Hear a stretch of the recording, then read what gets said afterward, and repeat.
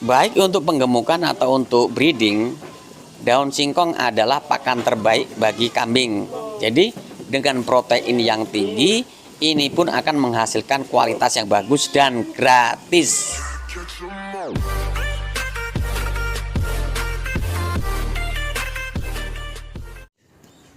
Halo guys, assalamualaikum warahmatullahi wabarakatuh.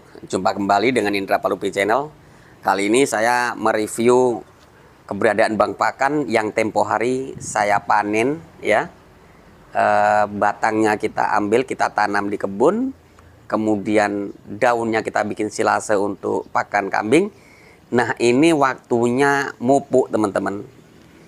Ini sudah dipupuk 1 hari yang lalu, kita pupuk, dan ini malamnya kena hujan. Nah, jadi pertumbuhannya pagi ini akan saya review. Nah, seperti ini teman-teman. 1 minggu itu sudah menghasilkan tunas dari batang utama batang singkong tersebut 1 sampai 4 cabang. Nah, ini nanti akan kita panen 1 bulan yang akan datang. Nah, dulu waktu ini kita panen batangnya seperti ini teman-teman. Jadi sewaktu saya panen daun dan batangnya tempo hari itu seperti ini teman-teman ya kondisinya. Jadi batangnya memang kita pelihara untuk ditanam kembali, bisa dijual kemudian atau bisa dijadikan bibit untuk ditanam kembali, dan batang yang tersisa atau bonggolnya nanti tunas kembali seperti di video awal. Nah teman-teman, dengan sistem bang pakan seperti ini yang diuntungkan diri kita sendiri, karena mutlak daun singkong yang kita panen ini hasilnya kita sendiri yang memanennya, tidak ada orang yang berani ngambil atau meminta atau mencari, karena ini memang difungsikan sebagai bang pakan. Nah, bang pakan seperti ini yang sangat kita perlukan. Kenapa? Karena ini bisa kita program dari usia tanam sampai bisa mencapai di titik ini hanya membutuhkan waktu 5 bulan. Nah, dan 5 bulan ini bisa kita panen seperti ini. Kemudian tunas setelah dipotong seperti ini teman-teman, karena sudah usia 1 minggu sampai 10 hari. Nah, jadi kalau tumbuhnya itu lebih dari 4, kemudian kita tunggu sampai 1,5 bulan usianya, maka sudah waktunya dipanen. Ini pemupukannya yang saya lakukan adalah di usia 1 minggu sampai 10 hari setelah pangkas batangnya yang pertama tadi teman-teman. Nah, ini yang menghasilkan bang pakan yang bagus, karena setelah dipupuk seperti ini terkena hujan, maka tunas-tunas itu akan tumbuh lebih subur lagi. Nah, ini yang cocok kembali setelah diberikan pupuk yang kita tabur, itu sebaiknya diberi pupuk kohe untuk pupuk jangka panjangnya. Nah, untuk doping supaya tunas ini cepat tumbuh, itu memang sebaiknya diberi pupuk urea. Dan untuk satu batangnya ini jangan sampai dibuang. Jadi 1 batang ini kita berikan kurang lebih 1 sendok makan untuk pupuknya urea. Jadi sangat irit sekali teman-teman ya. Pemupukannya setelah panen, entah itu panen tunas atau panen batang awal. Jadi seperti itu teman-teman. Maka di saat nanti si daun ini kita sajikan ke kambing, maka kambing akan gemar atau suka makannya, karena kondisi si daun ini sendiri itu dalam kondisi segar. Jadi apabila kondisi daun singkong yang kita rawat dengan baik, maka kualitas daunnya pun baik. Nah, di saat daun singkongnya ini baik, maka si ternak atau kambing yang kita pelihara ini pasti makannya lahap. Kemudian disimpan pun bisa jangka panjang, bisa 3 hari kalau tidak disilase. Tapi lebih baiknya disilase atau dikeringkan, tujuannya untuk menghindari racun sianida yang terkandung dalam daun singkong yang kita jadikan bahan pakan tersebut teman-teman ya. Jadi buat teman-teman yang saat ini baru bergabung dengan channel ini, silahkan bantu subscribe, like, komen, and share, tekan tombol loncengnya agar teman-teman bisa dapat notifikasi setiap saya upload video. Nah teman-teman, bang pakan seperti ini nih sering saya ulas ya. Keuntungan itu 3. Yang pertama keuntungan daunnya untuk pakan kambing kita. Kemudian keuntungan kedua adalah batangnya. Batang bisa kita tanam sendiri atau bisa dijual untuk bibit orang.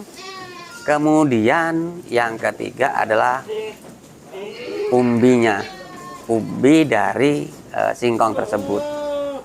Nah, biasanya saat saya membongkar untuk batang singkong atau umbinya ini di usia dimana kambing di kandang sudah kita bongkar.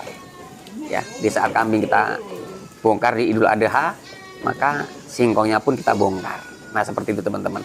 Tapi saat daun masih kecil seperti ini, makannya dari mana? Nah ini pertanyaan yang sering teman-teman tanyakan. Saat batang singkong yang kita pangkas tadi, kita potong tadi baru tunas seperti ini, maka kita sudah siapkan, kita sudah persiapkan bang pakan yang lain yang dimana untuk jadi plan B-nya. Di saat yang satu dipangkas, dipanen, maka yang satunya lagi di lokasi yang berbeda, kita sudah siapkan lokasi yang siap panen. Nah, ini seperti ini bisa dipanen 1,5 bulan yang akan datang. Makanya kita udah siapkan yang seperti ini teman-teman.